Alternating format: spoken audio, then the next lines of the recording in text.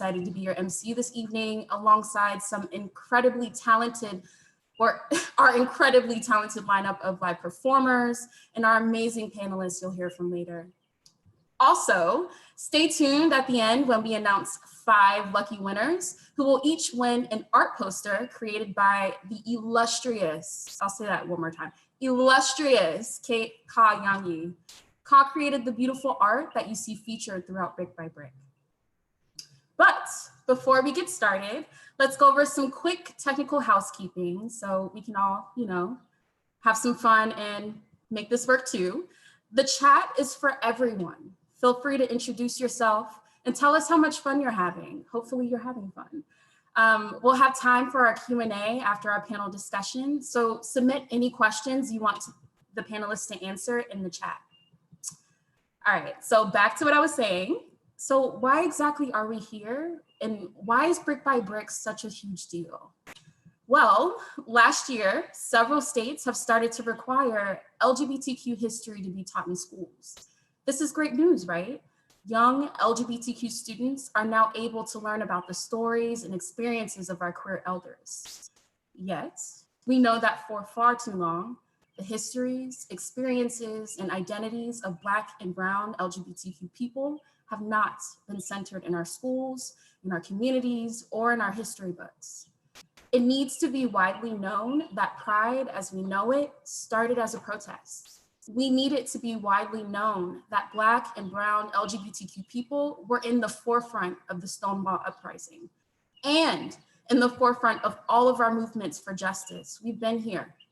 The QTPOC community has contributed so much to us, and yet we are still under violent attack and still not centered in our movements. Brick by Brick is an advocacy curriculum that helps to nurture the experiences and activism of queer and trans people of color. Black and Brown LGBTQ students will be able to see representations of themselves through lesson plans, art, and multimedia. Our intention with this project is to provide young people of color with tools and resources to take on our roles as advocates and leaders in their schools and the world beyond. That's a lot, that's a huge undertaking, but hey, Through NWLC's partnership with SMILE in Washington, DC, we were able to work with 4 youth advocates whose brilliance, insight, and expertise have strengthened this resource for students nationwide. It's my pleasure to introduce our inaugural group of Brick by Brick Fellows. I would like to introduce Jada Norris, our Policy Engagement Fellow. I'd also like to introduce Janari Mitchell, our Social Media and Launch Fellow. Q Garcia, Brand and Design Fellow. And Awane, our Writer and Editor Fellow. Now, you'll have a chance, or we will all have a chance to hear from our youth fellows during our panel coming up, so stay tuned.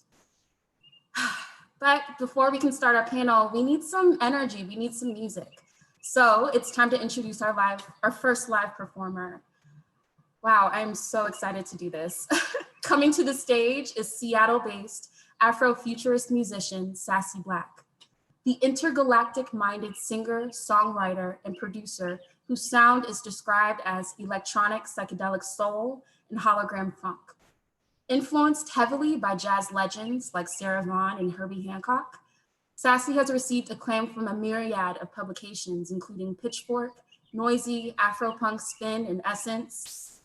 Now, with the gravity of a celestial body, the gods themselves would fawn over. Wow, bars. This artist released her 3rd record, Ancient Mahogany Gold, this past fall. Now, I'd like to introduce to you Sassy Black. Hello, everyone. Thank you so much for having me. I'm excited to be a part of this inaugural event. And knowing that nothing can stop us or slow us down, even in these crazy times, we're still making progress and taking steps forward. I think that's beautiful. Thank you so much for having me again. With that said, I'm a singer-songwriter and producer based in Seattle, Washington, and I will be performing a song from my latest album called Ancient Mahogany Gold, and this song is called Black Excellence. During this time, I will be burning some sage, because why not? It's good to get cleansed.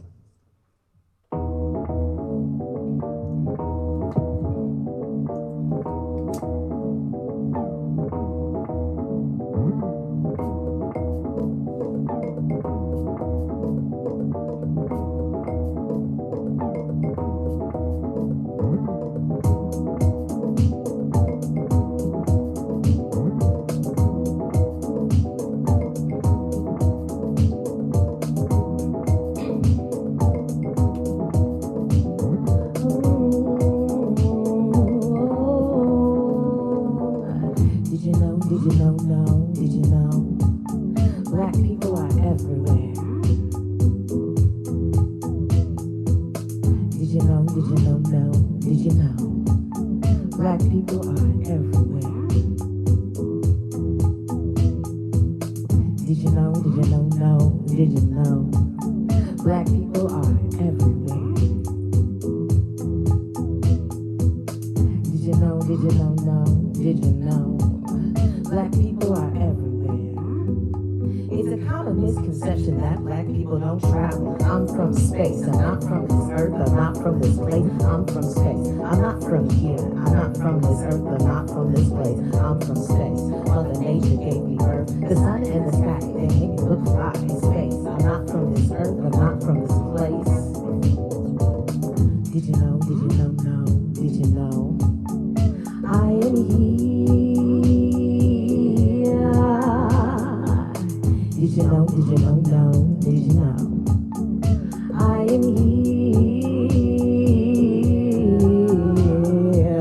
Did you know, did you know? I am here. Did you know, did you know? I am here. It's a common misconception that black people don't travel. I'm from space, I'm not from this earth, I'm not from this place. I'm from space, I'm not from here, I'm not from this earth, I'm not from this place. I'm from space, Mother Nature gave me birth. The sun in the sky can make me look fly in space. I'm not from this earth, I'm not from this place. Did you know that you're wonderful? That you're beautiful? Hey, that's you. Hey, that's me. Did you know that you're wonderful? That you're beautiful? Yeah, that's you. Hey, that's me. Did you know that you're wonderful? That you're beautiful? Yeah, that's you. Hey, that's me. Hey, did you know that you're wonderful? That you're beautiful? That's you. Hey, that's me. I'm calling my ancestors. I'm giving thanks and praise. I'm calling out my people. Thank you for everything. I'm calling out to the stars. That's Jupiter and Mars. I'm dialing through the space waves, and no, I'm not afraid. I'm calling my ancestors.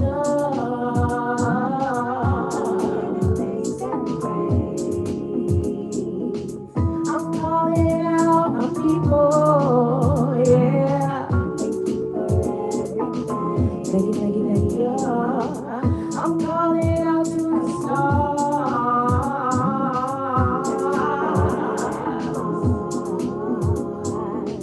I'm diving into the space waves, yeah. And no, I'm not afraid. Did you know? Black people are everywhere. Thank you so much. My name is Sassy Black, and please always remember, black people are everywhere. Yes, we are everywhere. Thank you, Sassy Black. I'm trying so hard not to fan, but here we are. Oh, wow, that was so wonderful with the sage and everything. Definitely setting us off in even more of what we need right now. So now we're going to transition to our panel discussion, moderated by Bricks author, Noelia Rivera Calderon. Noelia Rivera Calderon was a former educator, current attorney, and our Tom Steele Fellow at NWLC. Noelia. Thank you so much, Kirsten. And just thank you to everyone who has made this such a warm and loving space for us panelists and attendees. Thank you, DJ Femi and Sassy Black. I loved the performances. The music is amazing. Thank you to our interpreters, Benny and Juan. And thank you to Kirsten for, emceeing this event and just the amazing energy that everyone is providing. It's just truly an honor to be here. I feel like I get to enjoy it even though I'm part of it. So yeah, as Kirsten said, my name is Noelia Rivera Calderon. I am an education civil rights attorney, but my background is in education. I am the author of the Brick by Brick curriculum, which, although I, was the primary author, it was 100% a collaborative effort. Our youth fellows contributed so much. There are so many people, including people on this panel, who have contributed so much. And I'm really excited about what this could be for our youth, and for it to be something that I didn't have when I was in school and that so many people still don't have access to in their own schools. So with that, I'm going to introduce the rest of our panelists and start this discussion on advocacy, activism, education, representation in school, and in our movements, and just all of these things that were in our minds always as we worked on Brick by Brick. So we have our youth fellows on this panel. So if your videos aren't on, please turn them on now. So our youth fellows, once again, are Jada Norris, who has been working on policymaker engagement with us. We have Awane Sawane, who is our writing and editing fellow. We have Janari Mitchell, who has worked on our social media and outreach.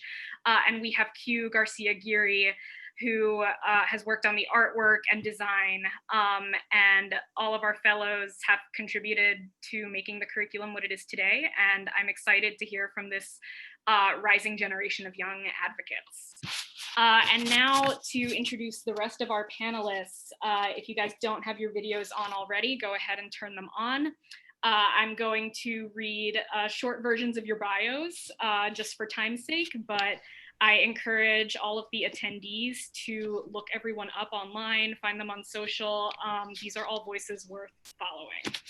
So first up, we have Erin Glasgow, they, she pronouns, who is an independent archivist and researcher.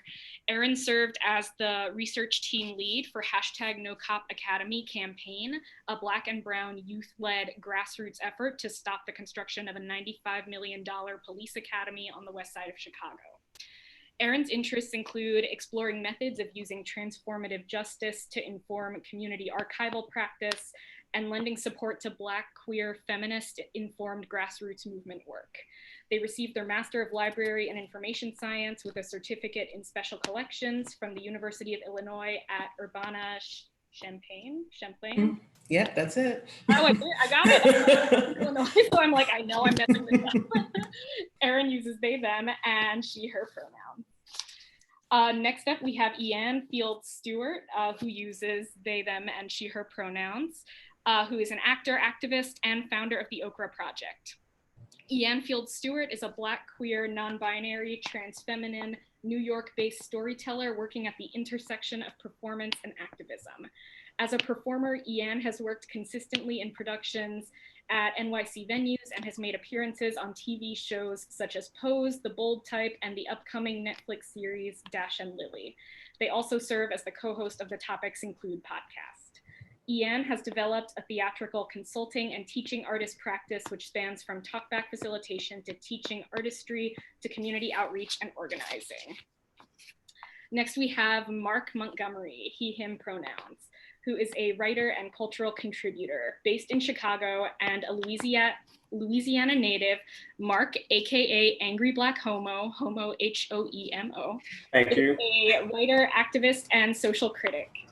By day, he works in the technology field. Outside of that, he's active in local organizing work and the leather/BDSM community. He subscribes to a Black queer feminist politic rooted in the core belief that everyone should be able to live in a world where they're allowed the autonomy to be their full, authentic selves without oppression. You can find his writing on his personal blog, angryblackhomo.com. And finally, last but not least, we have Sammy Figueredo, who is an actor, activist, and public speaker. Sammy Noor Yunus Figueredo is a proud multi-hyphenate, Lebanese-American, Puerto Rican, actor, activist, aerialist, consultant, pianist, public speaker, puppeteer, singer, and more. Sammy has recently performed in such noteworthy productions as Pay No Attention to the Girl and Well-Intentioned White People. Their one-person show, Every Day, debuted last year. They recorded 2 audiobooks by transgender authors to be released this year and can be seen on season 4 of Transparent. Sammy is highly involved in trans activism, having served on the leadership teams of the DC area Transmasculine Society, the Baltimore Transgender Alliance, and the Charm City Sisters. They have co-organized rallies and benefits for Trans Pride, Transgender Day of Remembrance, and more, and have spoken publicly on discrimination in the workforce and in healthcare. Sammy's most visible contribution is his 2018 TED Talk on trans history. So welcome to our truly illustrious and incredible panel. I'm really excited to be here with all of you. And I want to start with one question that I would love for all of us to answer. So a bit of an icebreaker, getting to know each other, get the attendees getting to know you question. Do you have someone that you consider an advocacy ancestor? So someone who inspires you as an advocate. It can be someone from the past or someone working currently, because we're all future ancestors. So let's see, is there a volunteer to answer first? Otherwise I will pick someone. I'll go ahead, Awane. When you said that, I was like, oh my gosh, Audre Lorde, because she just connects with me a lot, and we're both Black lesbians, and yeah. Yeah, I love it. I love it. Who's next? I'll go next. Thank you, Mark. I'll say James Baldwin. We don't necessarily agree 100% politically, but we agree on a lot politically. And I do have a lot of respect for the fact that he was like one of the few folks out here who are openly gay during that time period. And also I really love the fact that like I look up to him as being like a really good talker. And that's something that I aspire to be. I kind of practice at it every day and just find opportunities to speak more and deliver my best message in that moment. So James Baldwin is kind of an example of what I look up to for that. Yes, absolutely. Let's see, I'm going to call on everyone. So the first person I see is Sammy. Cool, it's like class. Yes. I love it. I would say that one of my, Kike? Oh, I'm going back into my middle school teacher mode. I love it. I love it. I would say one of my advocacy ancestors is a trans man by the name of Lou Sullivan. For those of you who don't know who Lou Sullivan is, Lou Sullivan lived, if I'm not mistaken, from 1961 to 1991, was a trans man, activist, founder of, I think, the first international support group for transgender men, very, very devoted to archiving instances of like trans people in history, corresponded extensively with trans people around the world, and is in part, you know, in no small part, responsible for our understanding now of our sexual identity, our sexuality, and our gender identity as 2 separate concepts. And the reason for that is that Lou Sullivan was an openly gay transgender man at a time that we didn't think that the medical field did not think that that was possible, right? You know, in order to be diagnosed as transgender, you had to demonstrate an attraction to the opposite gender. So for example, if you were a transgender man, you had to demonstrate attraction to women. If you were a trans woman, you had to demonstrate attraction to men. And it's not to say that there were not other, you know, gay trans people, period. It's that often a lot of them, because if you were open about it, you would be denied a medical transition. A lot of them would sort of hide that in order to get access to whatever medical transition related care they needed. And Lou staunchly refused. Lou was not just gay, he was super gay. And was very, very proud to be gay, you know, and he gives us this gift that not a lot of trans folks get, unfortunately. You know, when we get records of LGBTQ plus people in history, it is a gift because those things are often hidden or destroyed for various reasons. But Lou kept diaries from the time he was a teenager up until his death from AIDS-related complications.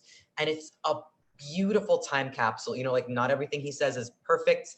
Definitely a lot of the language is outdated, but it's this beautiful time capsule of what it is like to find yourself, especially in an era where you have no inclination that there is anyone like you in your immediate area. He was in the sort of like Milwaukee area and then moved to San Francisco.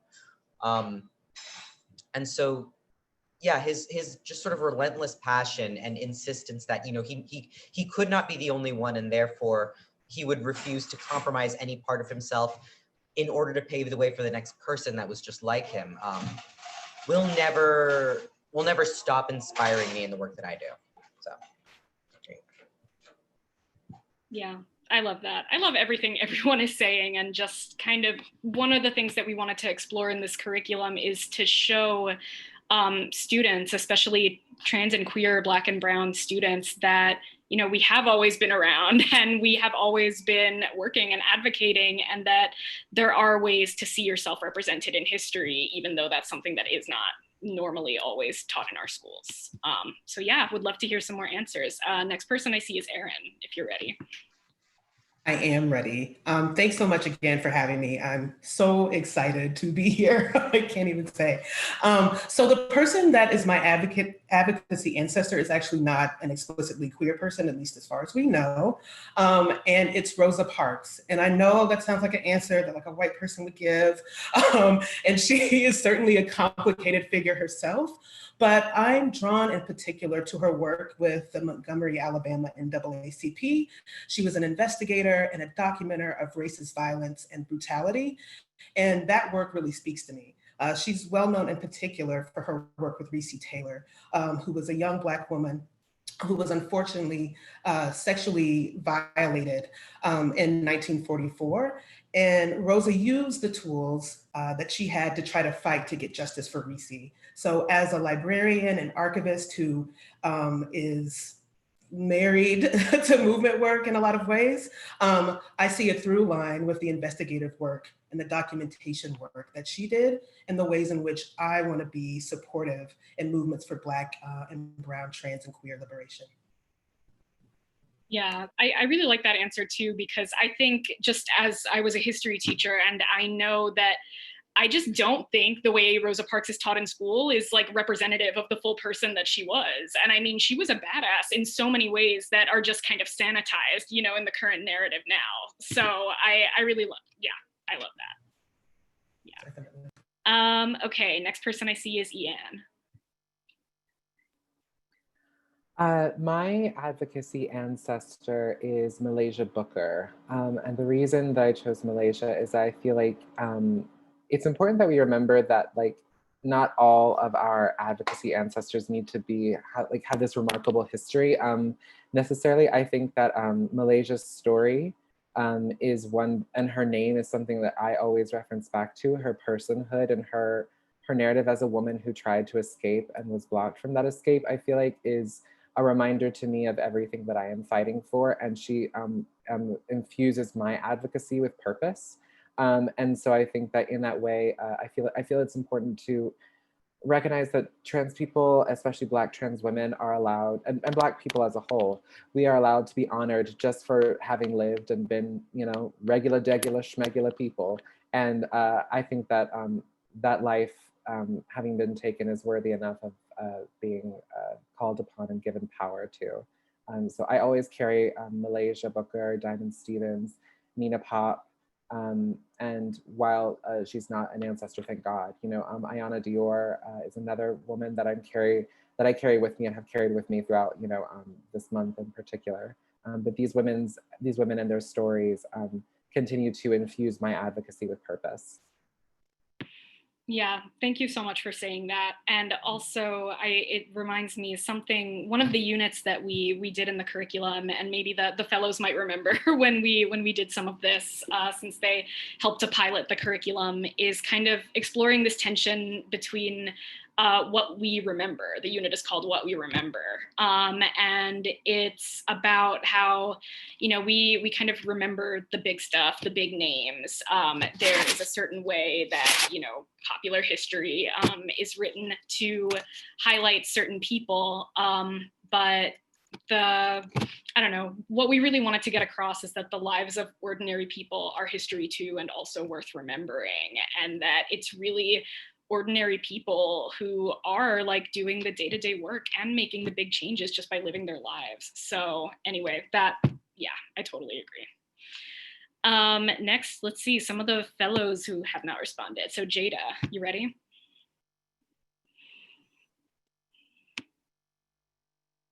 I can't hear you, Jada. Is your sound up? Okay. Can you hear me now? Yes, now I can hear you. Okay, I think my headphones were acting a little janky. So my advocacy ancestor would have to be Toni Morrison. She has a quote that says, if you haven't read a story that you want to read, then you have to write it yourself. And I am very keen on storytelling and the importance of storytelling and reading and experiencing other people's journeys and stories, just so you can have like a world round understanding of like, there's not just you in this world, there's other people and other experiences that you should be informed about and respect. Also, I just love how she battled all the racist critiques that she got about her literature and her work, like with such, I just love language and how she talks and how she writes. And there's like this, I don't remember the person that was interviewing her, but there's like this famous interview that she has. And she talks about how people would say, oh, like, you know, she's a great writer, but she has to get serious and start writing about the real issue of Black people, and that's racism, and that's white people. And she says, like, why do we have to be seen through this lens of whiteness? Like, we don't have to be seen through the white gaze to exist and seem real and have lives and cultures and history and experiences and beauty. Like, no, we are just this amazing group of people and strong and resilient group of people without you. And like she says, you know, racism is like, who are you without racism? Are you any good? Are you any bad? Like, and if you have to be tall when somebody else is on your knees, then that's a problem.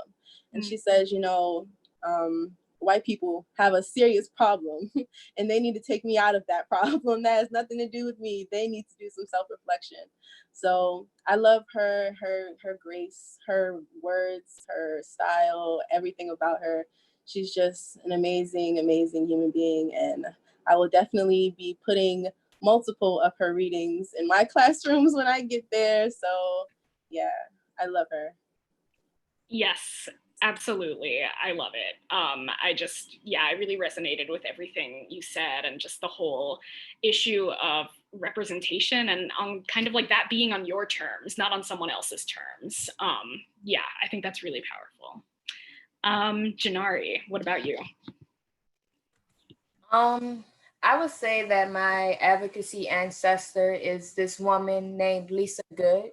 She's in Albany, New York, and she's the founder of Urban Grief. And it's a community-based organization that just does a lot of work in their community. And one of the biggest things that she fight against is gun violence. And I'm from Southeast Washington, DC. So I've lost a lot of people to gun violence. Gun violence is something that I've dealt with my entire life and continue to fight for. So, and I don't think I actually learned how to cope with everything that was going on until I met Lisa. And Lisa I was 18 when I met Lisa. And she stepped into my life at a point when I was ready to give up. And I really feel like if Lisa wasn't there, I probably wouldn't be here.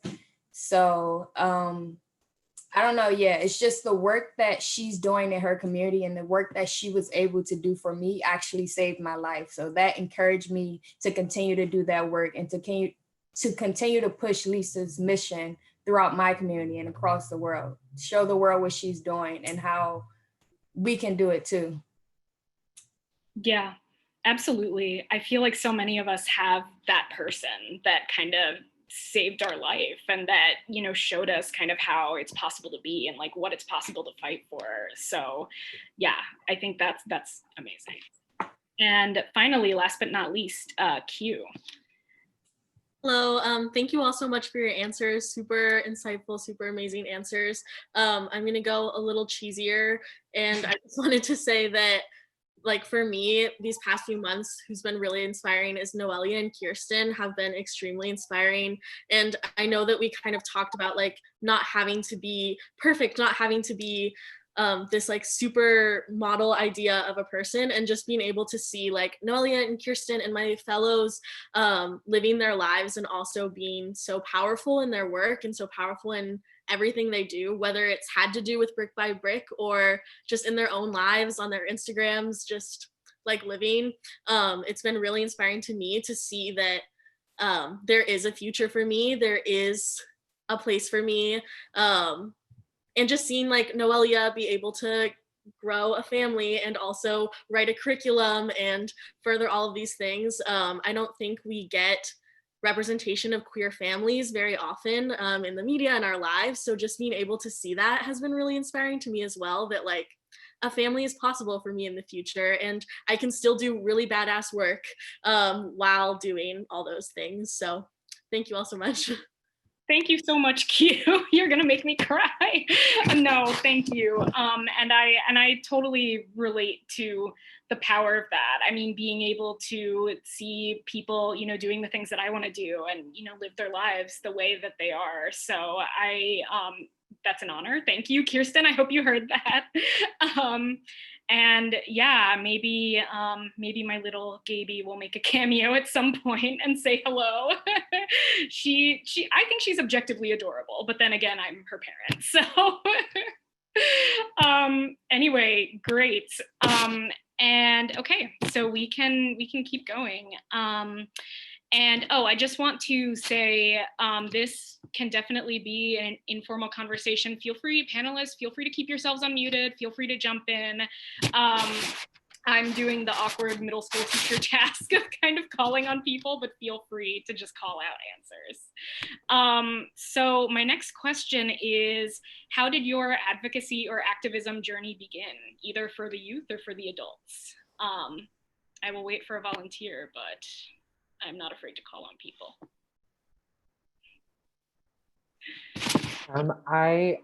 My journey began the summer between my sophomore and junior year of college. I was pursuing a degree in musical theater, my BFA. I was going to be a Broadway star, darling. And who knows, maybe one day I still will. But I, just 2 years into that program, realized that this predominantly white institution that I found myself at didn't know what to do with me, despite having, you know, made such an effort to bring me into the space and to give me so many scholarships and say how, you know, how excited they were to have me.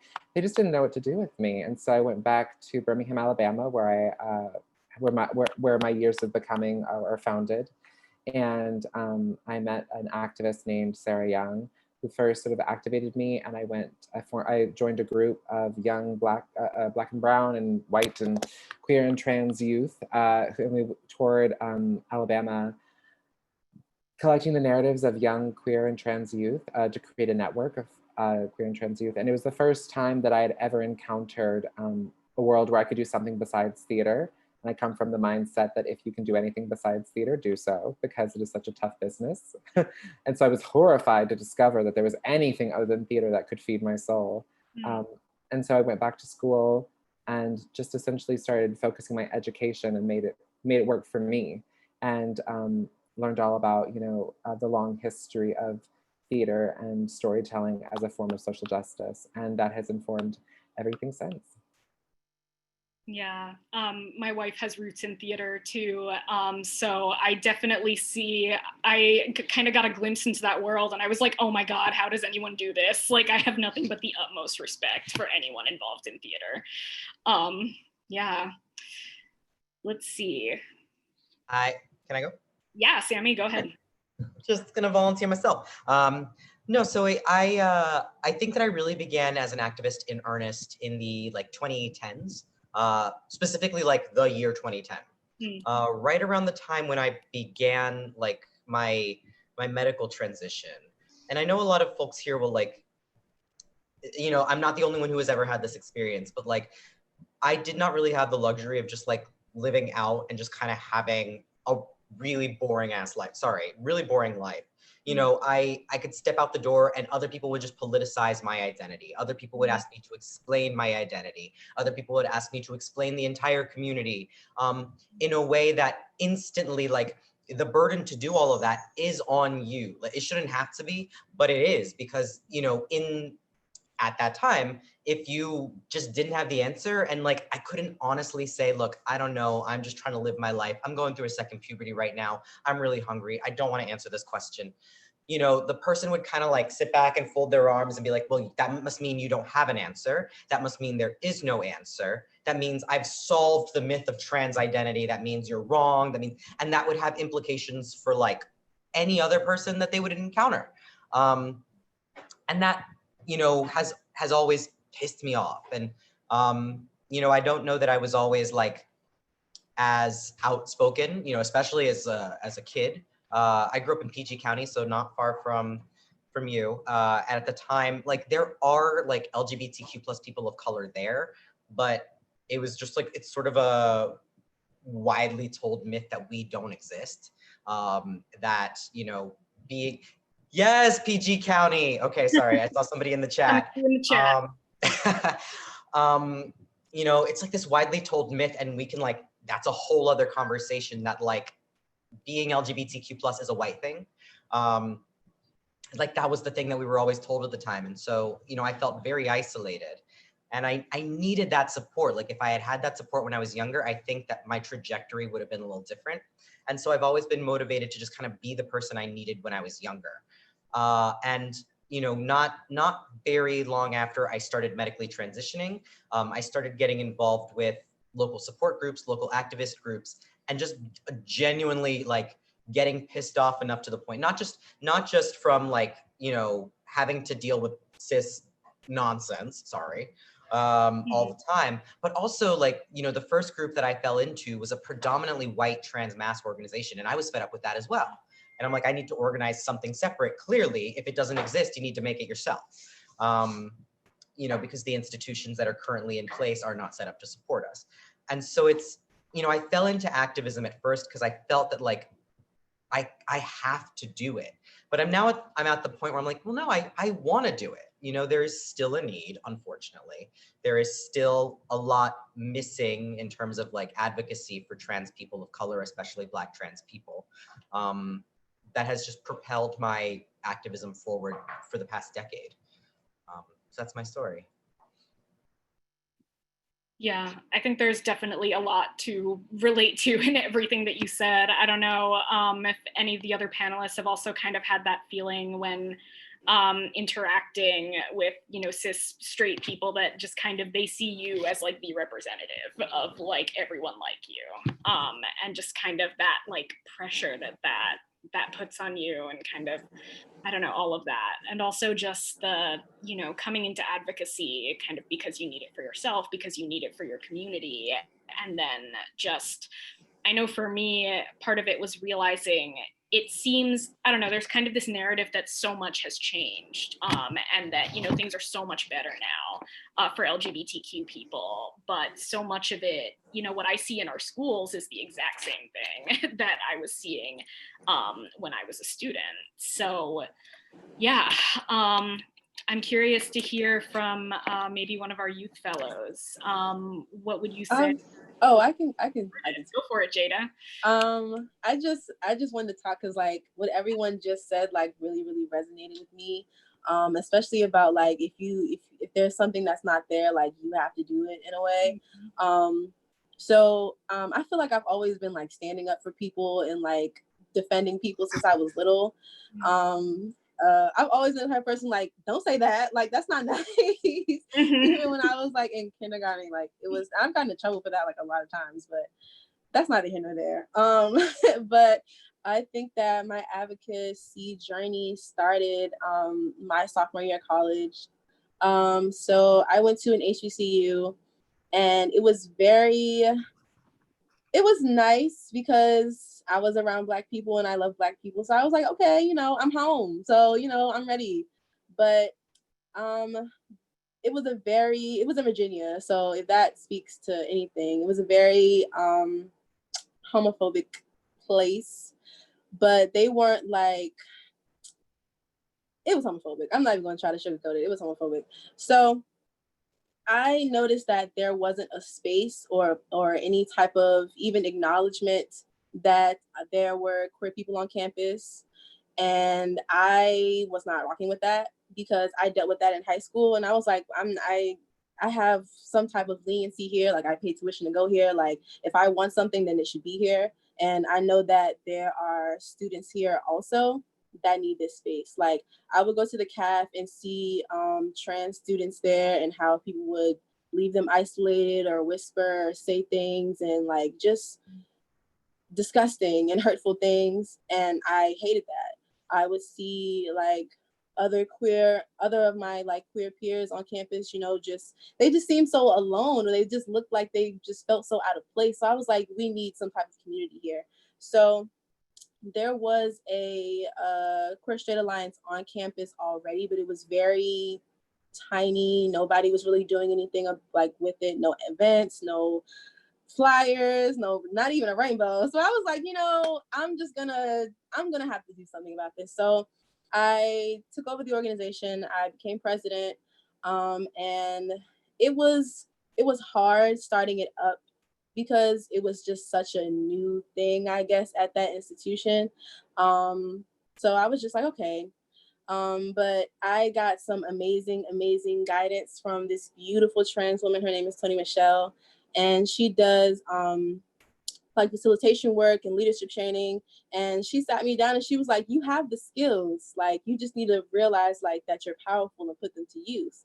And when she said that, I was like, you know what? You might be right. Like, I got this far, so I might as well like really put my foot down and really like keep going. So by my junior year, because I started Spectrum like towards the end of the semester. So when I came back for my junior year, we went to Org Fair and we got over like 70 signatures to sign up. And by like maybe 2 weeks after that, we had over 100 members. So I was like blown away that so many people wanted to join my organization, that there was such a need. Like I knew that there was a need for this organization on campus, but I didn't know like how great. And once I got everyone together and like saw everybody like, oh my God, like my people, like it was just so beautiful and heartwarming. Like my favorite memory would have to be National Coming Out Day. I first of all didn't even know what National Coming Out Day was there at all. I had got like this really big door and spray painted it in like glittered letters for National Coming Out Day and everything in the middle of campus. And like so many people came and stopped me and was like, what are you doing? Like, what is this for? And I gave them the whole spiel. Like, I'm the president of Spectrum. Like, we're a Queer Straight Alliance. It's for National Coming Out Day. And of course, they're like, what is that? So I'm like, just come to the event, you know? And so many people came to the event. I got to give out so much like great information. People like allies were there and they were like, yeah, we want to learn more. And it was just beautiful seeing people that like wanted to learn more, and like people that were in the organization, like finding community and smiling and like finally having a place on campus to go. And I'm like, y'all are amazing. And unfortunately, I left the school that I was at just because it wasn't a place for me and tuition is not cute.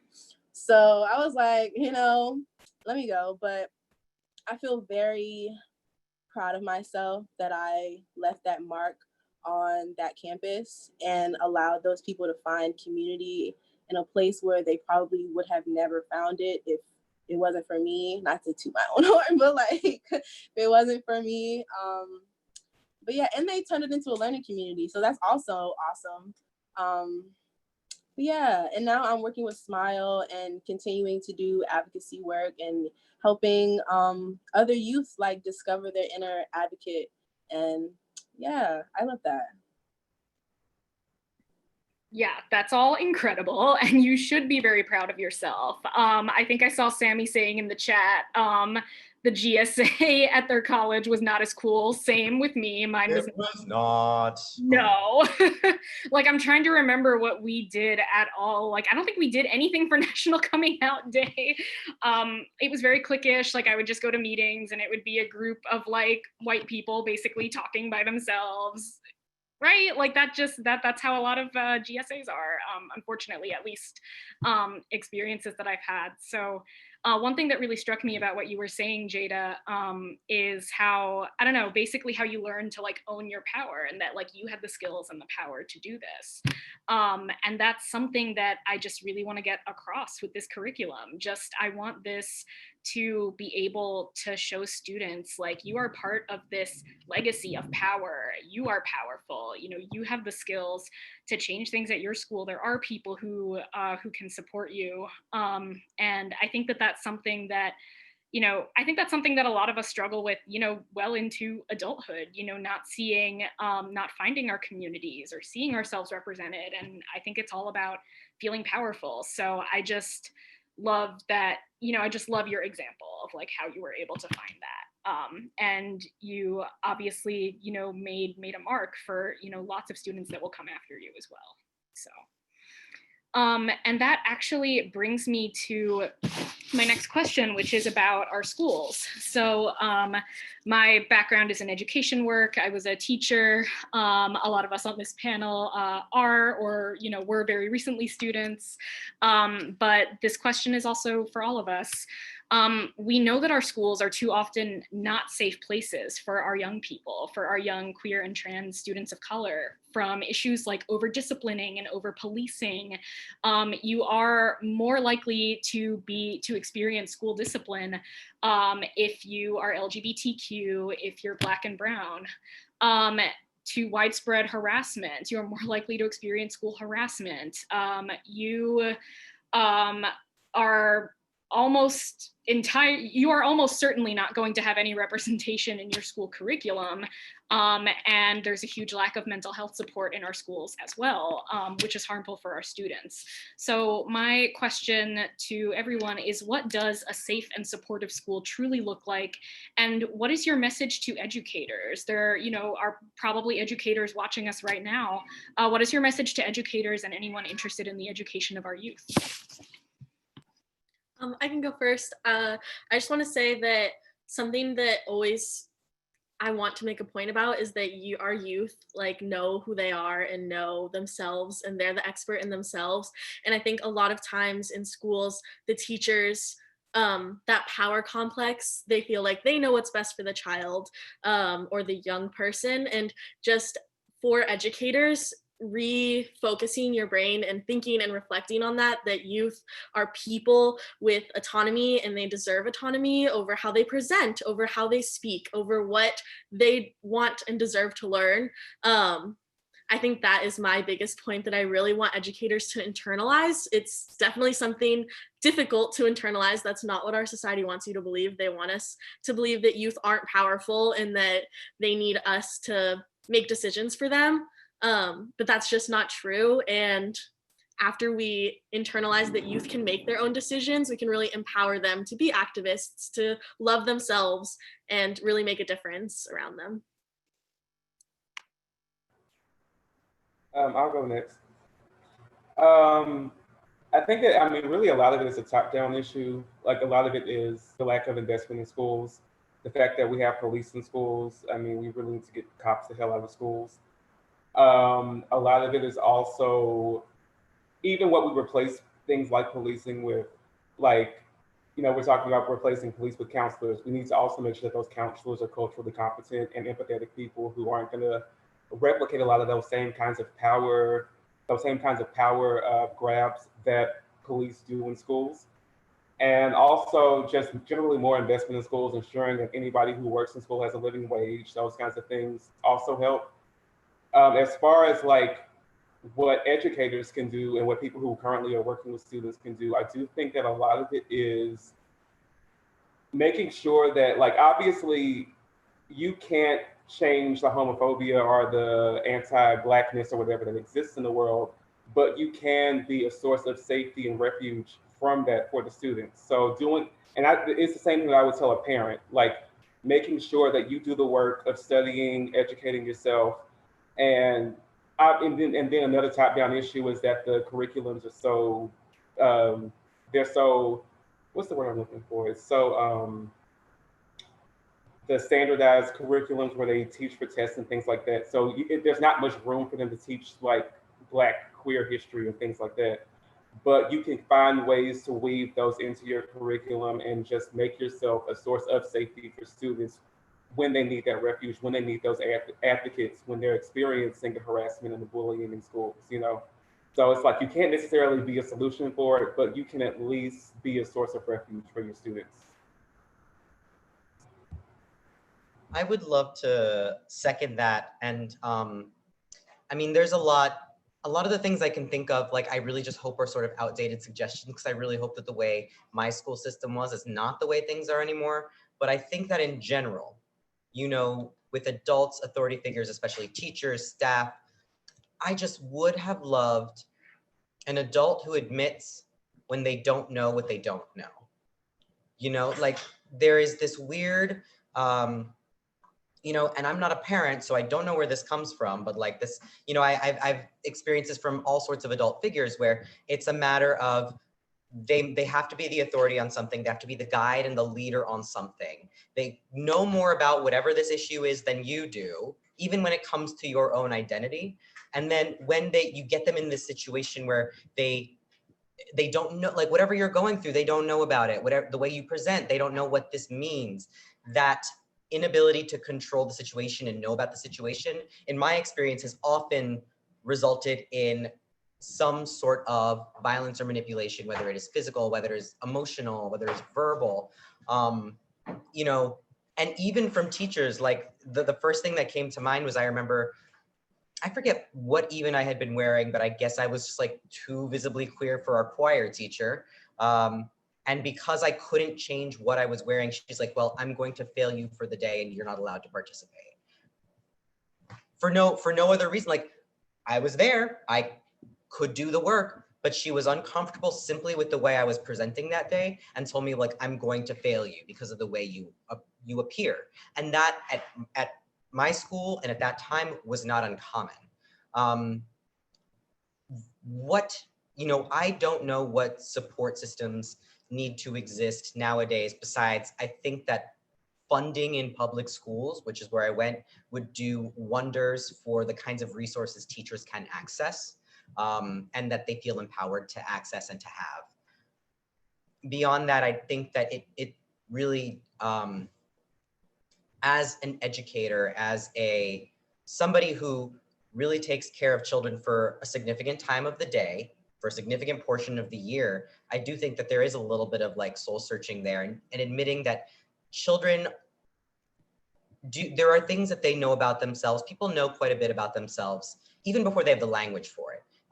And also, even if they don't know something about themselves, what better time to find out than puberty? Like, literally, that's when we go on our period of self-discovery. And I don't think that necessarily your job is to control a child as you would like them to be, but to give them this safe room to find out, and also that maybe there is something that you can learn from them as well.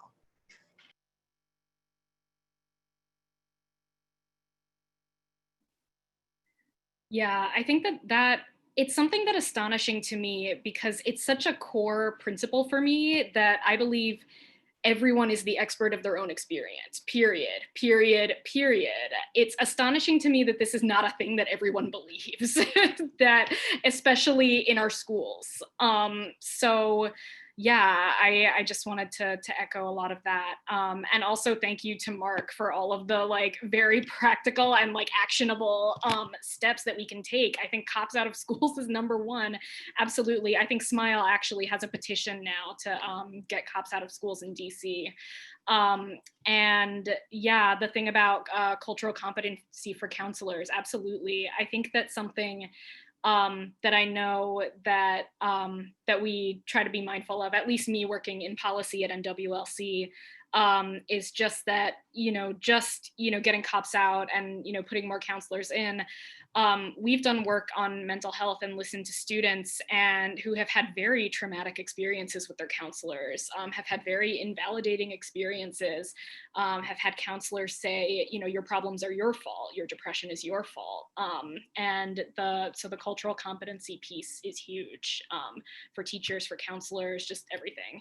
Anyway, I could talk about this a lot, but I want to hear from some more of our panelists. Anything else for what would a safe and supportive school look like, or what is your message to educators? Go ahead, Awane. Go ahead. I just want to say to stop sexualizing children's bodies. Like, yes. It is yes so disturbing. And I would like, and also hold authority figures accountable for a lot of the things they do. Because there have been many times where I've gone to the principal or talked to the county about how my male teachers are making me feel uncomfortable, and the counselors won't do anything about it. About how I go and say something, but they're like, "What were you wearing?" Or "What were you doing?" Or "What did you say?" It's not me. You know, it's not me who's stepping outside and being like, "Oh, come harass me." That's what I wanted to say. Yes, that is huge. Thank you so much for saying that. A quick plug that NWLC does do work on dress codes. We have a specific report on how Black girls get dress coded so much more than white girls. It's this combination of racism and sexism and homophobia and transphobia that comes up in the policing of students' bodies, and also just the fact that in our society it somehow has become okay to sexualize children. So you said it all. So thank you for that. I'm gonna keep my my thing brief because everybody done said everything and let the young people lead. But the one thing I do want to make sure that we are always naming and claiming is that like the studies that exist about like specifically like school push out is specifically related to like, Black girls and Black femmes. And so I think that, you know, I think that we in this culture have developed a habit of POCing when we need to be Blacking. And so I want to be very clear about, you know, the delineation of like, of these like racial stratifications is centered on Black people specifically and Black children specifically. Because I think that when we sort of cast our youth and sort of and really people and sort of this like general wash of like POC, we tend to lose a lot of the importance of understanding that like anti-Blackness is at the center, is at literally the epicenter of racism.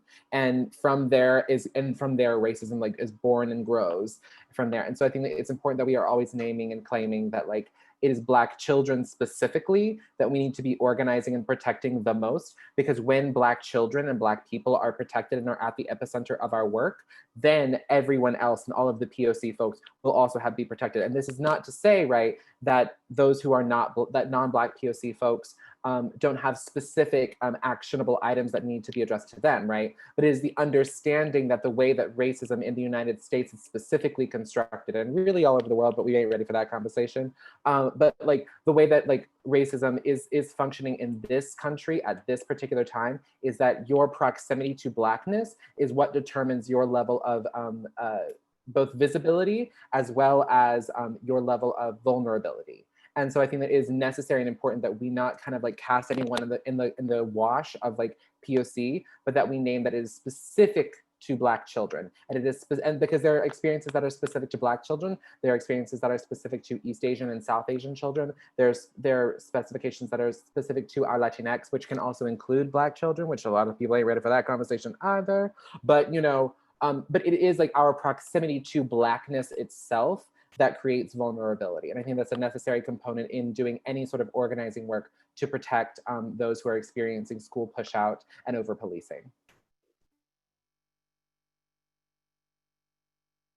For sure. Thank you so much for that. And absolutely, that is, I mean, unfortunately the case that Black girls, Black femmes are at the center of a lot of what makes our schools unsafe. Well, at the center of experiencing all the ways that our schools are unsafe. And we have to name that, and we have to organize around that.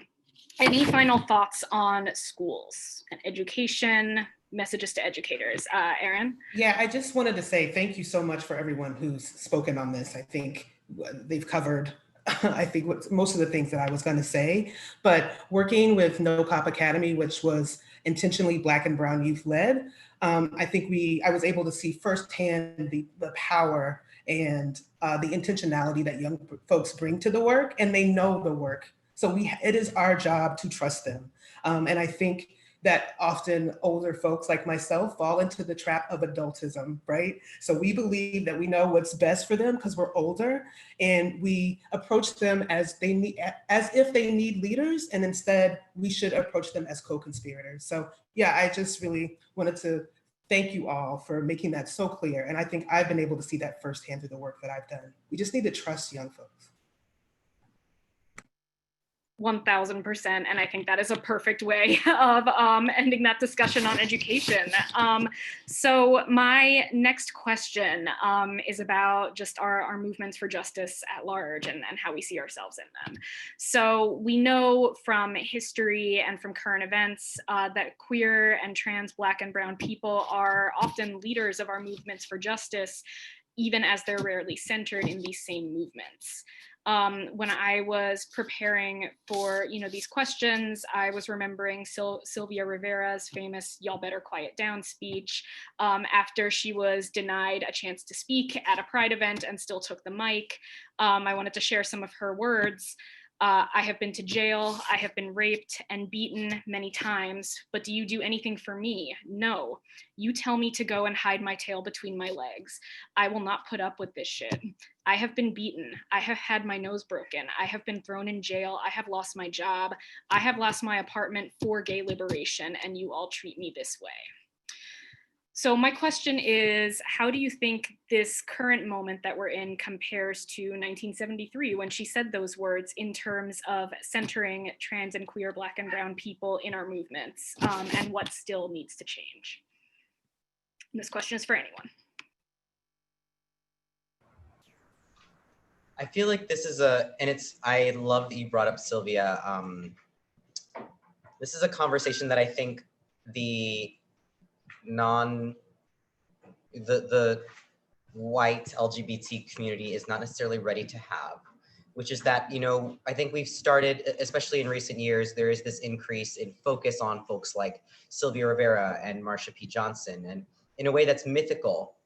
And yet my feeling genuinely is that if these folks were alive today, people would still be shitting on them. Because they were not, we still expect even of our activists to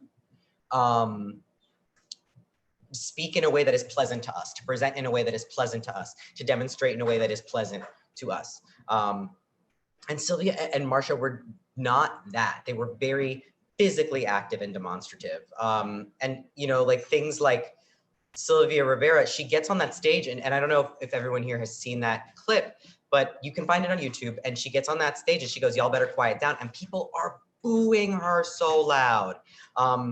For context, the reason she was not allowed to, they didn't want her to speak that day because there was a white lesbian feminist group that did not want trans femmes, drag queens, anyone to speak, because they're this is an insult on womanhood. They're setting the movement back.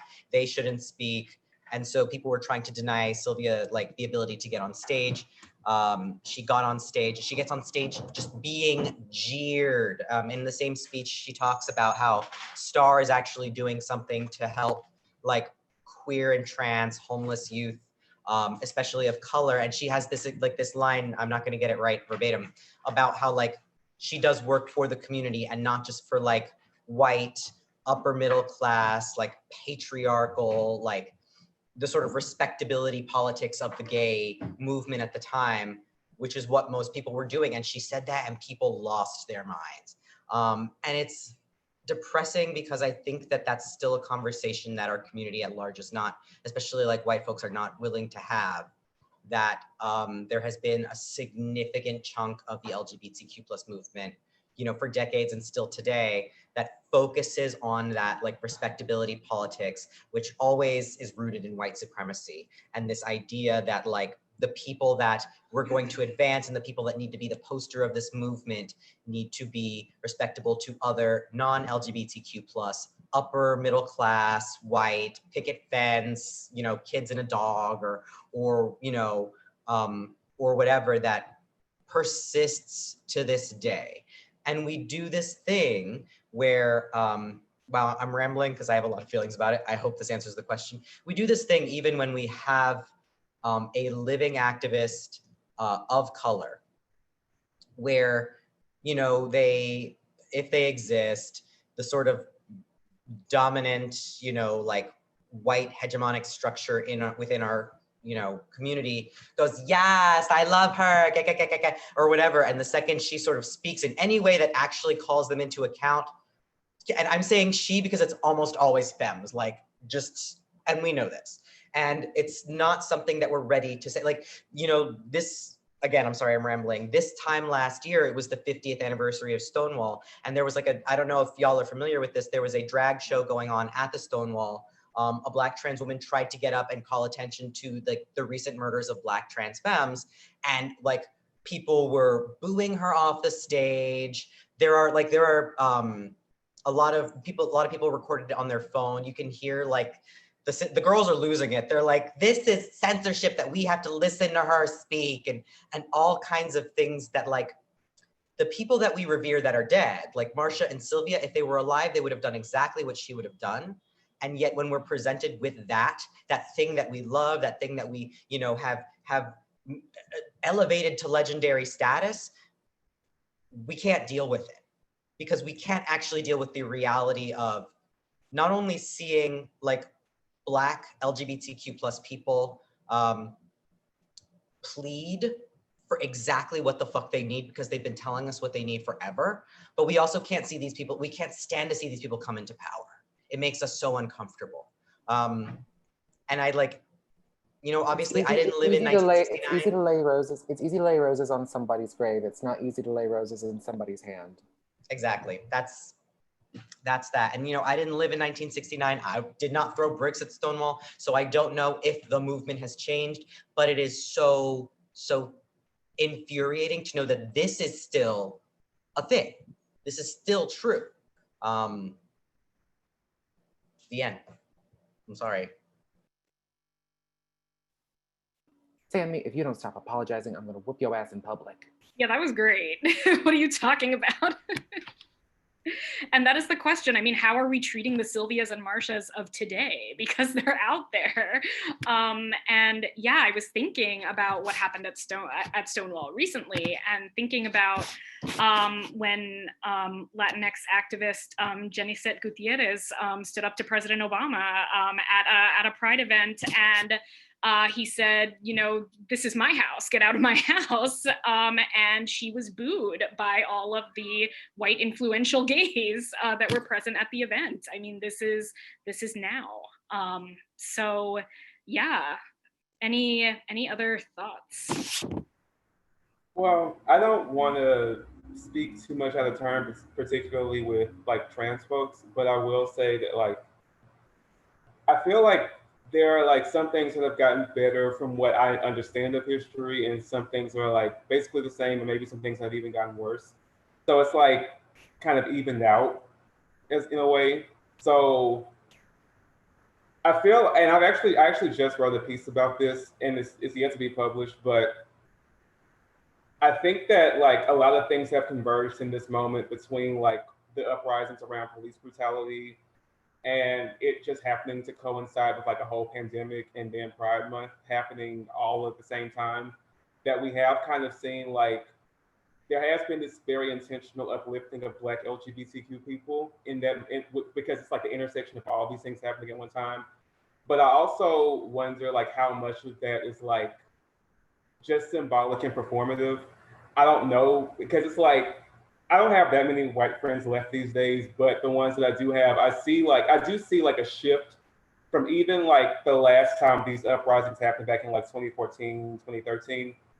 I do see a shift now where it's like there's a lot more empathy and understanding of the looting and rioting that we saw over the last few weeks.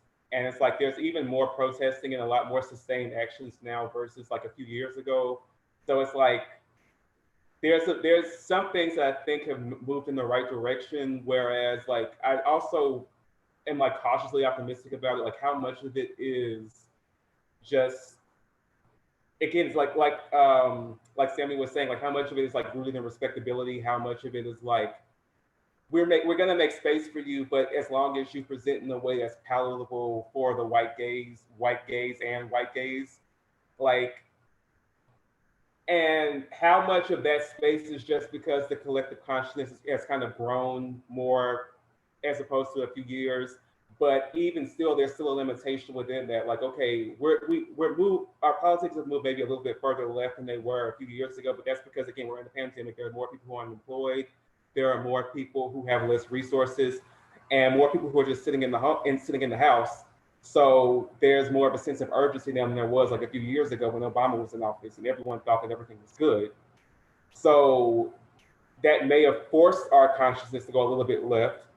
But when it comes time to, because even now there's like, we're seeing like the conversations around defunding police happening nationally, which like was unheard of even 5 years ago, right?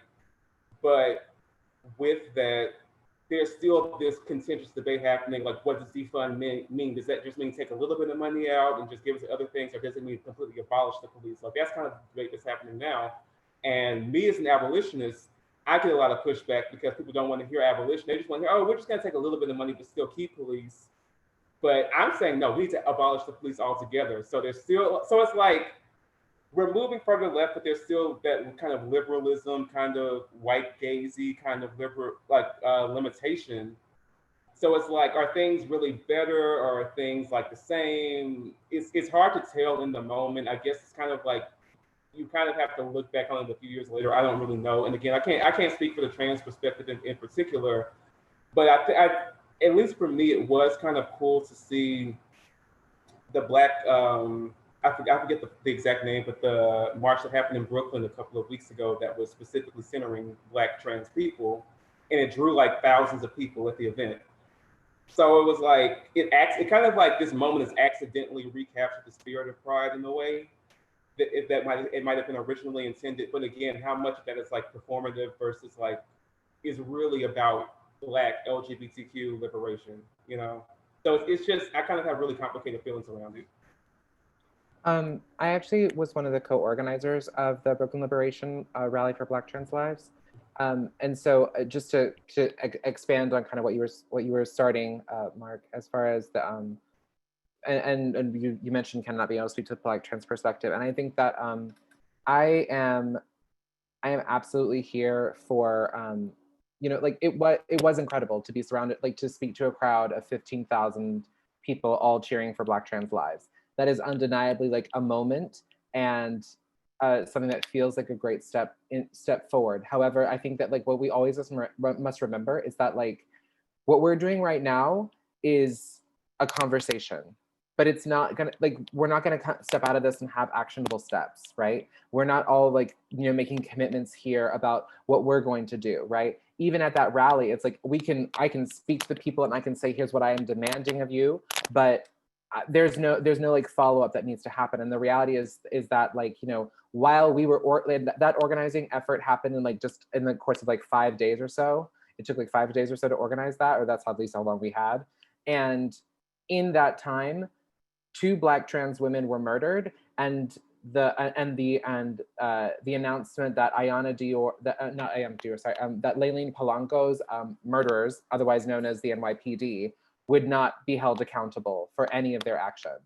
And so I think that we must, like, while we can live in hope, we must also live in reality. And the reality is that like Black trans people and Black trans women specifically are being murdered, neglected, and abused right now. And we also have to reckon with the fact that as there is increased visibility for us, there is also the backlash that occurs. Movements for liberation have always gone, we take a step forward and then we circle back. We take a step forward, we circle back. And that is always the process, right? And I think that's something that we as like, so I've been describing it as the feelingness of bittersweetness, right? That the sweetness is like, it feels good to be like, yeah, girl, I co-organized a rally for Black trans lives, and 15,000 people showed up, and I was standing on the, on top of the Brooklyn Museum in a white dress, honey, and they got footage, and I like had a little viral moment. Like, that's all cute and good. That's a sweet moment, because you do, like, as an organizer, you hope for those moments where you can feel the work seemingly happening in front of you.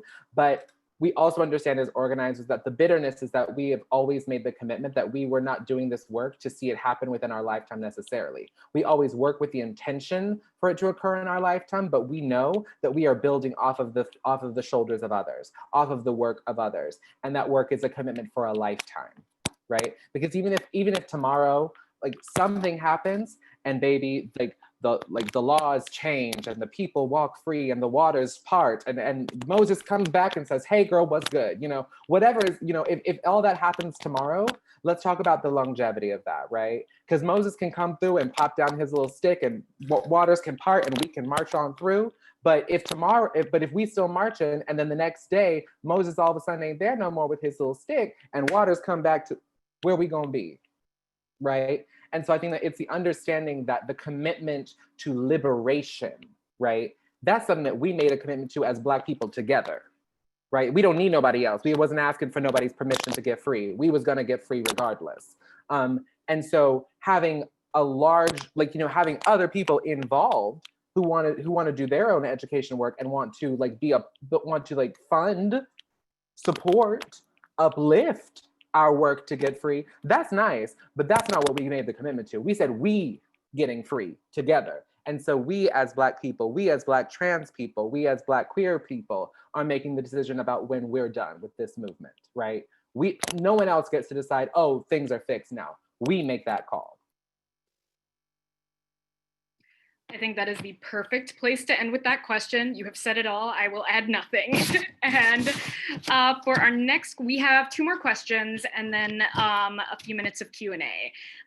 So my next one is just thinking especially about any young people in this event today or attending this event today.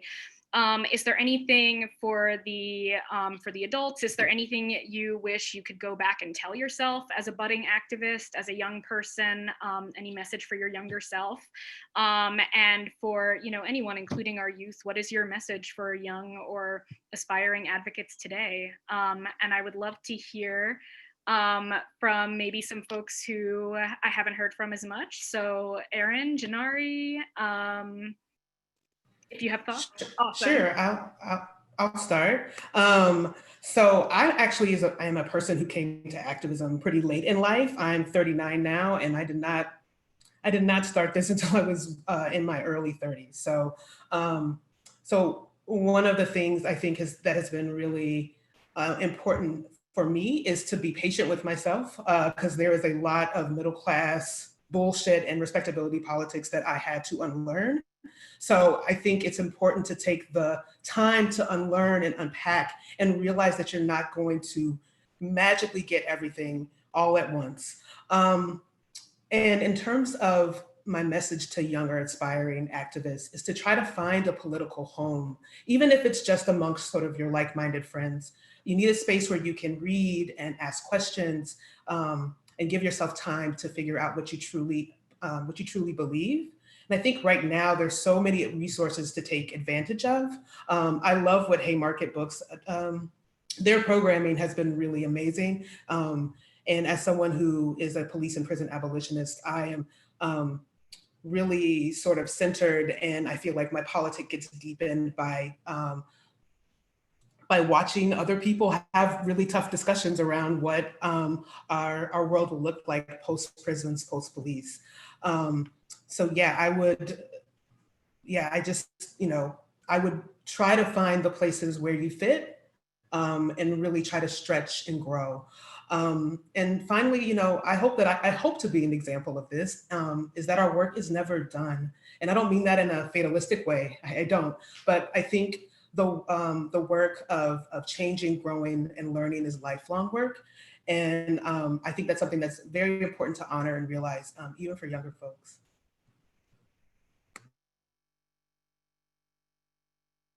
I can go next. I would tell younger Janari to make sure that she takes care of her mental health, because stress is a very dangerous thing and fighting for your life is very stressful. And the way our body naturally reacts to stress is to go into fight or flight mode. So when you react to danger, is to go into fight or flight mode. And when everything in your life is dangerous, because I'm Black, I'm gay, I'm a woman, I have locks, and I'm from Southeast DC. Like life is it's just dangerous for me to exist here. And so I've been fighting my entire life, but I never took the time to rest. And it got to a point where I burnt out after years of fighting and getting into a new environment and seeing how my home environment affected me, and like how being in predominantly white spaces affect me, and like just learning more and becoming more aware, it just got me to a point where I burnt out and I almost gave up. And if I was educated on mental health, or if I knew the resources to take care of myself and to keep my mind safe as I'm trying to fight through the world, I think I just would have took better care of myself, and I wouldn't have got to the dark spaces that I've gotten into trying to fight for my life. So yeah, I would just tell younger people to make sure that they take care of their mental health. And yeah.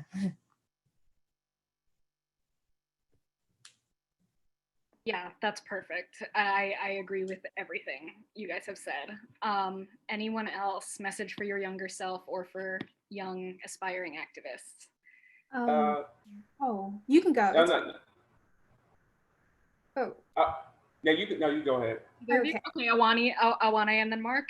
Yeah, that's yeah. fine. What I would tell my younger self is never stop talking, because I remember, like, when I was younger, I would speak about racial issues that happened around me, and everybody'd always be like, why does it always have to be about race? Or like, you're making people uncomfortable. And I usually like stop talking about it. And I wish I went back to my younger self and be like, don't stop talking. No matter how uncomfortable you make people feel, don't stop talking. Don't stop always bringing it up. Don't stop shoving it in people's faces, down their throat, because that's the only way they're ever going to understand. I can't serve it to you on a silver platter and be like, you know, because it's always the people who like white people who are like, I know I support you, but like, why does it always have to be about that? I know I support you, but why always? I'm always Black. I'm always a lesbian. I always have to go through this. So don't come to me and tell me that you're tired, because I'm tired too, you know? And that's what I would. Yes, just yes. Thank you so much, Awani. Mark, go for it. Yeah, so I think one thing that I would tell, a couple of things I would tell my younger self is keep, like, similarly to what she was saying, like, keep talking. You're not wrong. You're not crazy. It is about race.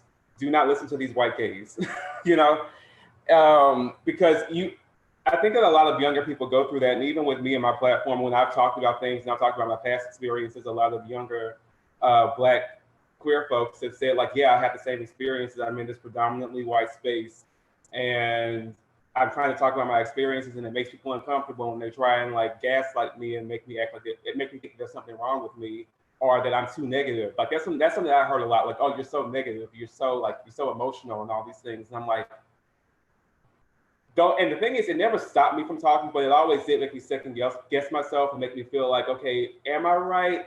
Is this something that I'm actually experiencing? Is it actually about race? And like, no, it actually is. It's them that's the problem. It's not you. And so I would be very intentional about saying, okay, hey, you're not wrong. Keep talking. You know, and that's something that I always would tell. That's something that I would tell anyone who's younger than me, who is involved with this work. And as far as like advice for younger folks who are getting involved. Oh, and another thing that I would say is like, don't let imposter syndrome get the best of you, because that is something that I've had. It's taken me years to work through that, because and it's crazy listening to Aaron's background, because I've had a very similar background, because I got a lot of lucky breaks and I've had a middle class adulthood. So I had a lot of shit that I had to unlearn too. And so I arrived to Black queer feminism pretty late, in my late 20s. I arrived to organizing by my late 20s. So whereas like I was around people who were starting in like college. In some cases, they were coming out of high school into my organization. So there is a bit of an imposter syndrome, because we're reading a lot of the same literature, and I'm like in my early 30s, and they're like in their late teens, early 20s, reading the same books, you know? So I do think that like, it's okay to not be too hard on yourself and recognize that, you know, not everybody's going to come to this work at the same time, but as long as we're going in the same direction, ultimately it's all right. Come into it with humility. Come into it knowing that you're not going to have all the answers. Come into it knowing that it's not all on you. It's a collective. It's a group effort. You know. So it's okay if you don't know. If it's okay if you don't know everything. It's okay if the person next to you doesn't know everything, because if you put your heads together and you know, if you're co-conspirators in it together, even if both of you don't have the answers, both of you coming together, you'll find the right answer. You know. And as far as what I would tell younger activists today, I would say, I think someone touched on this earlier, but I think it's an important balance to have a reverence for the folks who came before you, while also not allowing yourself to succumb to that kind of ageism that you see from older folks. This idea that younger people don't know what they're talking about, that they don't know their own experiences. I've even had to recognize that, like, younger folks, they're on their shit. Like, they know what they're talking about a lot of the time in a way that I don't know. And there's like a I think someone said co-conspirators. That's kind of what we have to be, older folks and younger folks together. Us having to know that our experiences collectively are what we need to get to the next step. Like, we need to build on what the folks before us did, while also recognizing that we know some shit too as younger people. So not allowing that kind of elitism that you might see from older folks to make you feel like I have to fall back, or that I need to not be as vocal or not as involved, not as active, because, well, the older folks they know what they're talking about. Like, no, a lot of times they don't know what they're talking about, and you actually do have the right answer. So there has to be that kind of synergy between the older and younger folks. So that's something that I would tell younger folks, like, you kind of have to figure out that balance of, like, giving respect to older people, knowing your history, and being able to build on the history so that you don't repeat the same mistakes, but also recognizing that, like, you actually have some answers, and you do actually have some new ideas that are important, and that are valuable, and that you need to bring those ideas to the table, because that's going to be what moves us forward. Yes, absolutely. And just on the imposter syndrome, because I know that's something that I have absolutely grappled with for a long time. I actually heard very recently, like for the first time, someone say, you know, that imposter syndrome, that's white supremacy. Like, that's this whole system that is trying to make you feel like you don't belong somewhere. Like, it's not anything that's wrong with you. It's like we're being collectively gaslighted into thinking that we don't belong here. And that is a super real thing that I don't know, we've kind of taken on as kind of like, this is, you know, my problem to solve. It's a problem that I'm having. But it really helped me also to think about, you know, what are the messages that I'm getting that I don't belong here? Like, it's not just internal, you know? So it's something that I've internalized. So yeah, I totally agree. Just for our young people to know, you do belong here, you know, no matter what messages you're hearing otherwise, you do belong here. You have power. This space is for you. So that's all I have to say. Any other thoughts on that before I get to our last question? Cool. All right. So my final question for you, which looks like it also was a question from someone attending, is, I think, just in these, you know, for these times, for all times, it's hard. We're all doing the best we can, trying to take care of our mental health. So my question to all of you is, can you share some practices you use for self-care or self-soothing? I can go first. Yeah. So art is one thing. Being creative is like very near and dear to my heart. I love looking at art. I love creating art. That's like visual art, music, writing, anything, for real. Like, I'd be amazed sometimes about just what comes out of you, like just like randomly, or it's like sporadically or whatever. I think that's really important. Reading, definitely. Going outside, being around nature, soaking up some sun, doing my hair, like anything that's just like a way for me to get more in tune with myself and ground myself. Mindfulness, stretching, like dancing in my room, just being free and carefree, dancing outside. I have like this obsession. This is why I miss outside so much. But like I would always like have my headphones in and just like if I was on the move somewhere, just dance outside while I'm on the move. Like just because I can and I have this space and like I deserve to take up this space. So yeah. Also like affirmations in the mirror or just on your phone, whenever, wherever, just constantly reminding yourself that you matter, that you're loved, that you're beautiful, that like you're amazing, anything you want. That's just, yeah. That was actually also one of the, I think, user questions. What are some affirmations that you tell yourself? So anyone can answer self-care, self-soothing, or affirmations. But yeah, I think those are all great. Thank you, Jada, so much. Those are so awesome. Definitely gonna take some notes there. I think also for me, I'm more of an extrovert. And so I think that a lot of times we see self-care as something you have to do alone. And like we've been talking about, none of this work you can do alone. So having people in community that are also doing the work and that you can talk to about what's happening and talk to about what nonsense has happened to you and just healing each other, like even if that means like making dinner for your friend or them make dinner for you or doing it together, that can also be, it's self-care but like community care as well. If I might cut in, it's funny, I was actually talking to somebody about this on Monday about how, you know, for a lot of marginalized peoples, but especially like Black, Indigenous people of color, play can be a revolutionary act. Because I think that our labor is constantly expected and demanded, often for like little to no pay. You know, whether it's financial pay, emotional, like there is no payoff for us. It is a very exhausting thing to do. And in a culture, in a society that constantly expects your labor, you know, to take time and decide that you're going to draw a boundary for yourself and play, you know, whatever play looks like for you. Maybe your play is, I'm going to go sleep. Maybe your play is, I really need to like binge watch this show. Maybe your play is you know, art. Like art can be your play and your work, and it can be equally fulfilling. You know, to draw that boundary and say like, this is not something this is not output for other people's benefit and consumption right now. This one is for me. Is revolutionary and very difficult. You know, I definitely empathize with a lot of people here who have expressed feelings of imposter syndromes. You know, I feel guilty when I'm not working, you know, and that's something that has been instilled in me by just sort of like my life experience.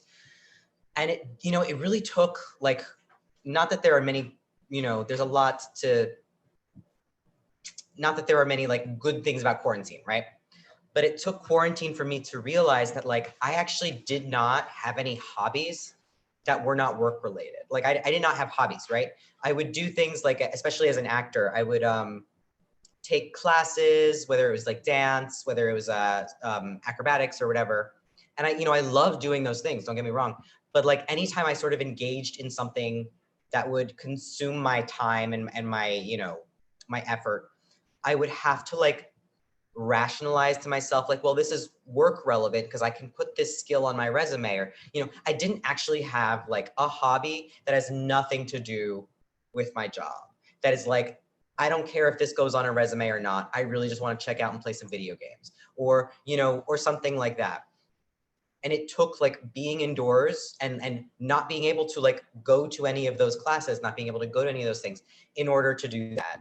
Another thing that I do is like, I try now more than ever to draw boundaries for myself. I am very privileged in the sense that I can work remotely. But in working remotely, people sort of, there are certain people who think that, well, because you can work whenever and wherever, you're always working. And saying no is a really hard thing for me. And I had to tell myself that saying no did not make me a bad person, didn't make me a selfish person. Saying no actually only increases the value of my yes. And that even when I am not working, the work that I'm doing is on myself to sort of restore my spirit so that I'm no longer pouring from an empty cup. So that is what I would give. That is the advice I would give to other people.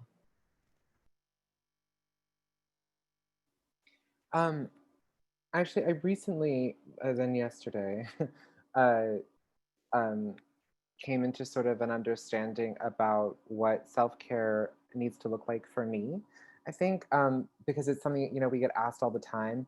And I think that for me, especially at a time where I am particularly experiencing a high volume of like just change in my life right now, I feel particularly guilty at the fact that I don't have like a self-care practice. And I'm like, I should be charging my crystals in the full moon, and I should be on top of a roof somewhere doing my yoga, and I should have my green drinks, and I should be reading, you know, Langston Hughes poems to myself every morning and bathing in coconut oil and honey and like looking in the mirror and telling myself that I'm a Black goddess and a queen and or some kind of a Hotep fantasy or something, I don't know. But you know, I think that for me, what I've realized is that a practice of mindfulness and intentionality is actually the best self-care that I can have. I am incredibly busy right now, and there is a reason for me being incredibly busy right now. It's not just sort of like being busy for the sake of being busy. And I think letting myself kind of like accept like, yeah, you're busy right now. And so what does that mean for you? What like, you know, it's like, and framing it more of like, you know, because for me, I am someone who is very cognizant of like, you know, the fact that it's like, while I am a Black, queer, lesbian, non-binary, trans woman, da da da da da da da da da, you know, there are also privileges that I do have, and I feel that I have like waited for a very long time and worked for a very long time to be given the platform. And so when I am given the platform, I do feel the need to like utilize that and take up space and make space as I take it up, right? And so I think that for me, like the mindfulness and the intentionality of it is being of, if I am taking this break right now, what is that in service of? It's in service to my mental health. It's in service to making sure that I am rested, to making sure that I can continue to do the work, right? And so framing, like it is not helpful for me to frame it in a way that I'm like, oh, like I'm taking care of me. I would love to think that, you know, that's enough for me, but I know that it's not. If I'm just like, oh, I'll just take care of myself, it is so easy for me to say, you know, girl, why are you taking care of you? Don't you realize there are other people who like wish they could just take care of themselves, you know? And that voice runs in my head. And I think for so long I've guilted myself for that voice. But I think that it's just, for me, it's like, I have to accept that that's there because that is a reality. There are people, like this work is important and I am doing it for a reason. And so when I do take a break, it's not just because of, you know, Black goddess self-care time. It's which is not to like shame any of that at all, because that is necessary time that we need to have our Black goddess time. But like, I think for me, knowing that Black goddess time is in service of the work is what is more helpful for me as an organizer and as an activist, and as a type A triple Leo who can never be still, you know, and who is literally in quarantine with no access to human beings. Like that's not a thing that I do. So I think that, you know, like it is necessary for me to like have like self-care be a practice of intentionality and mindfulness, rather than as like sort of like a necessity that I have to like schedule into my day every time. And more of it being in service of, girl, if you don't just sit down somewhere, what are you gonna do? You're gonna do more harm than good. And that for me is more helpful than to just say like, oh, I need to take care of myself. Child, I'm in therapy to take care of myself. And if I wasn't in therapy, then I wouldn't need to remind myself to take care of myself. You know, that's for me and my therapist to deal with. But right now, what is helpful for me, how I can frame self-care in a way that works for me, is that it is in service to the work that I am trying to do and the world that I am trying to change. I think those are all really helpful ways to look at it. And I really related to what you and Sammy both said, just kind of about, I don't know, I find it hard to like let myself take a break too, just thinking about, you know, we're people that live in many ways in service of others who are who have a lot less than we do. So it just, I don't know, yeah, that guilt. And I really love the kind of mindfulness and intentionality that, you know, we're taking care of ourselves to be able to take care of other people as well. So yeah, is there, let's see, any more thoughts on self-care, self-soothing? I would say something that I've been being mindful of now is to not be afraid to ask for help. Because when we're doing all of this work and just whatever we're doing in life, whatever's going on, it's easy to start to feel alone or to start to feel lost because you don't necessarily have the resources or the skill set or the experience to deal with what you're battling with right now. But other people that you know do have that and they can help you sometimes. So it's not problematic to go and like take a step back and let someone take over or let someone help you with something, because the whole purpose of building a community is so that that community is there for everyone to go to. So don't be scared to go to the community that you're helping build. Like, it's for you too. It's not just for your community, it's for you too. So learn how to use your community. That would be, yeah. Couldn't agree more, and something that's taken me a long time to learn. So yes. Let's see. So we only have time for a little bit more. Let me see if I can get all these questions. I will actually direct this one to Jada. What are some ways young people can advocate to have LGBTQ history, and I'm going to add advocacy because brick by brick, taught in their schools? I'm sorry, can you repeat the question? Yeah, what can young people do to have LGBTQ history and advocacy taught in their schools? How can young people advocate for that? I would say well, if you can go to an administrator and, you know, advocate yourself, then that's good. But I also think that I strongly believe that there's power in numbers. So if you know those other like 3-4 queer kids in your grade or in another grade, then scoop them up, have a convo with them, be like, look, y'all, we need to be represented. We need to see ourselves. We need this, that, and the third. We need to bring this to the administration. Once you have your crew, devise a plan, maybe write out some thoughts, some demands, whatever. If you're not like knowledgeable about activism or advocacy, do some research. That would be helpful, because sometimes you go into something blind and then you get hit with stuff and you be like, I don't know what to do. So research is always great. Maybe talk to a trusted teacher first. But yeah, I would definitely say once you feel like you're ready and you have like your bag is full, you locked and loaded, go to that administration. If the administration is not for it, go to the principal. The principal not for it, go keep going up until you find somebody that's going to tell you yes. And if everybody tells you no, go outside, get some signs, like start a ruckus if you have to, civilly, until it needs to get not civil. But you know, because you know, the first Pride was a riot, and you know, things have to get done by any means necessary. So yeah, so that would be my advice.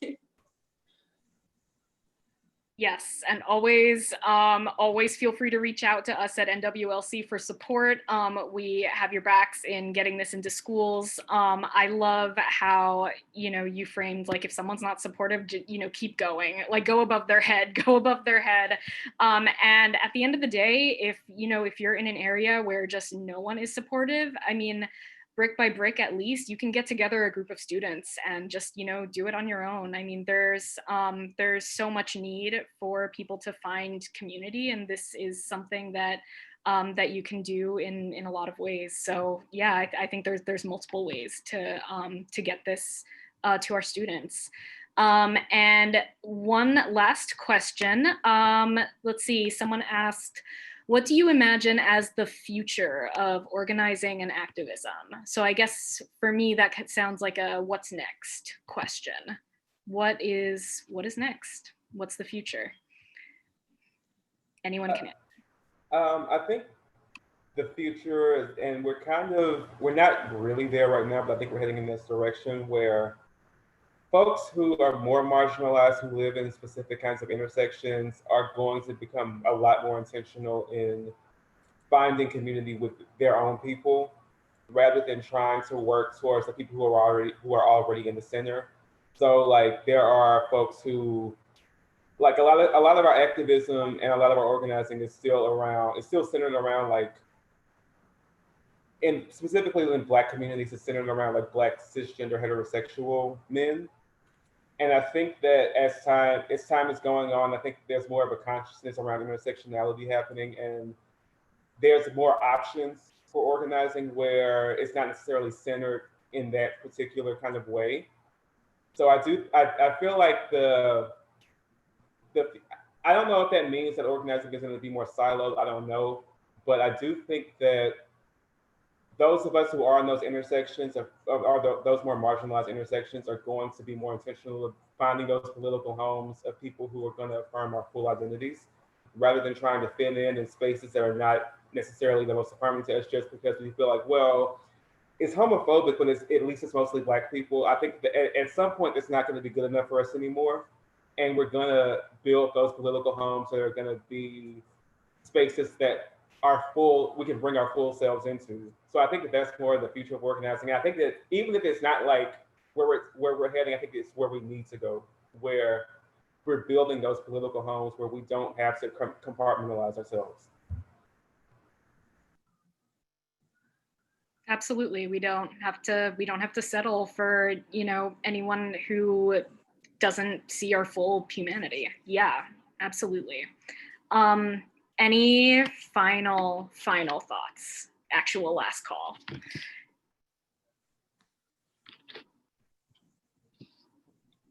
Okay, I'll wait just a couple more seconds. Okay. So thank you so much to everyone on this panel. I have learned and been inspired by every single one of you today, and I'm sure everyone attending feels the same. So just huge thanks to everyone, and for this conversation and for the future. I know that this is going to be a very long fight, and one that, as Ian was saying, is more than just our lifetimes. It's about the lifetimes after that and kind of what we're setting up. But I'm hopeful that conversations like this really help.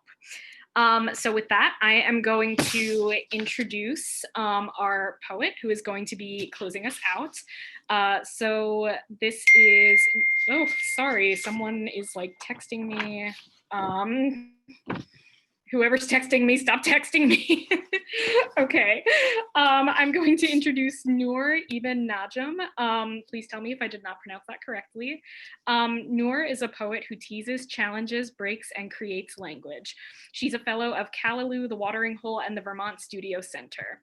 Her poems have been published with ANMLY, Academy of American Poets, Bettering American Poetry, and others. Noor's chapbook, Praise to Lesser Gods of Love, was published by Glass Poetry Press in 2019. Noor, go ahead. Thanks. I was 2 CP time for the sound check. Can you hear me okay? Maybe you can hear me? Okay, thank you. Yeah, so first I want to I know it's short on time, but I really wanted to thank you for inviting me for this. I'm an educator and I've really missed spaces like these. And I thank you everyone for you said. I learned a lot from y'all today, and y'all are definitely we're in such good hands. So I'm gonna read 2 short poems. I've been kind of having 2 different trains of thought as I write these days. The first is, kind of in my recent years having to reckon with what it means to be an abolitionist. I think I read Angela Davis's primer. I think it's called Our Prisons Obsolete. I was in my teens. I'm 25 now, which is not that long, but it's a long time ago. And I was like, yeah, I'm an abolitionist. I get this. This makes logical sense. And then there's the work of realizing that being an abolitionist as a marginalized Black person, in the Black community, further marginalized by my queerness and my gender, etc., is a lot harder than just that book, kind of opens you into. And I'm also thinking a lot about what it means to form my identity and my politic in a way that is not just replicating, the empire when I found out who I was in the empire, in the US, in this world. So that's kind of where my head is with these two. Yeah. So now I'm gonna read. And I do it again. Not like when I hit my sister, she hit me.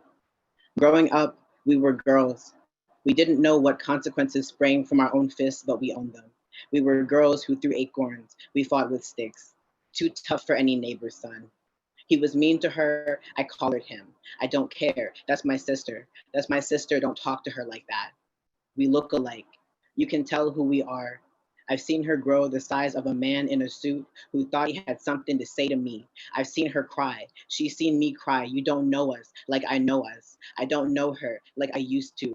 I don't know where her heart's at. I know who she loves. Sister talked to me crazy, like I deserve to die for looking like a man to her. I knocked her face. She got me back. I refuse that sisterhood is the way your wounds mirror mine.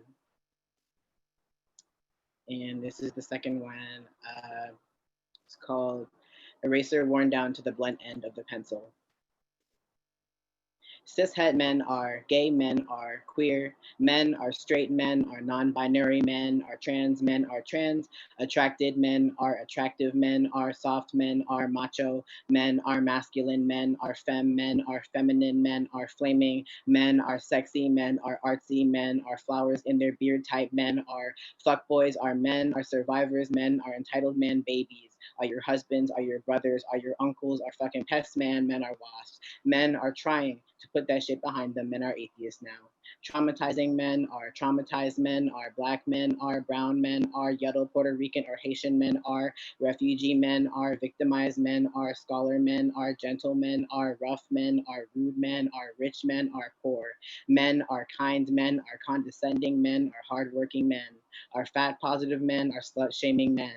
Are feminist men, are pro-choice men, are anti-vaxxers men, are scientists, men are Scientologists, men are anti-capitalist, men are therapists, men are conspiracy theorists, men are activists, hashtag men are trying to make a change or something. Men are changed, men are all the same, men are all the same, men are all men, are all men, are men, all men, yes, all men are men, yes, all men are men, all men are garbage, men are not following our community guidelines created to help make a safe place for if you think. Please see. If you go, if you want to delete your account, please let us know. Bear in mind that people who aren't allowed may permanently, what could be lost in resurrection. Black men aren't trash. Black men are casualties. I grieve. Black queerphobes aren't trash. Black queerphobes are casualties. I grieve. Black misogynists aren't trash. Black misogynists are casualties. I grieve. Black transphobes aren't trash. Black transphobes are casualties. I grieve. Black rapists aren't trash. Black rapists are casualties. I grieve. Black abusers aren't trash. Black abusers are casualties. I grieve. Black pepper, black candle, black hands. I hurt. Black ink, petition paper, poem. I believe, I must believe in resurrection. I too have been risen from the dead. Thank you. I'm done.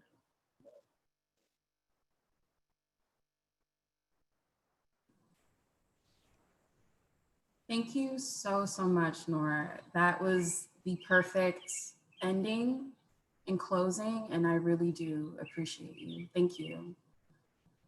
I am just so thankful for all of the panelists, for all of the live performers, everyone who's been a part of this. Thank you. I want to make sure that we get to our winners of the posters. So our winners are Jacqueline Kramos, Nicole Cass-Colvin, Pamela Tassin, John Vergan, and Tam Hampton. So you all will receive a free poster by Ka Yengi, which is really exciting.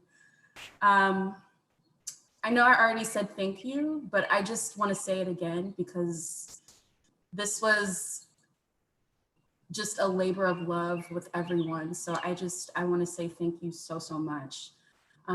If you all have not already, please, if you all have not already gone to see the Brick by Bricks curriculum, please go to knowbrickbybrick.org. Again, that's know, K-N-O-W, brickbybrick.org. And to close us officially out, I'd like to bring back DJ Femi the Femme to play us out for the next minute or two. Thank you again. My name is Kirsten, and have a really great evening. Thank you.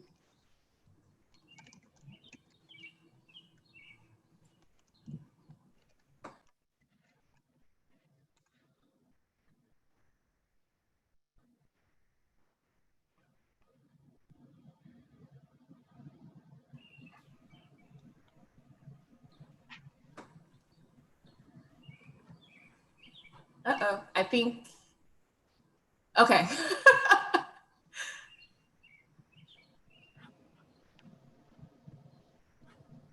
Oh, well, how about we just don't play out and we just say goodbye and let's just keep it there, okay? Thank you all so much. Have a good one.